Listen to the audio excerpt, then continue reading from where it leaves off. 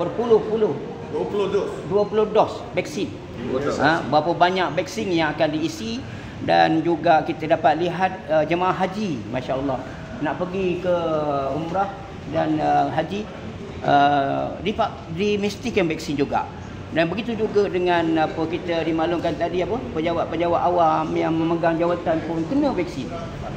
Jadi frontline. Jadi kita nampak seolah-olahnya tidak ada jalan keluar daripada masalah ni, kecuali kita mesti menjadi hamba kepada WHO, dan kita mesti menjadi orang yang dijadikan bahan tikus makmal.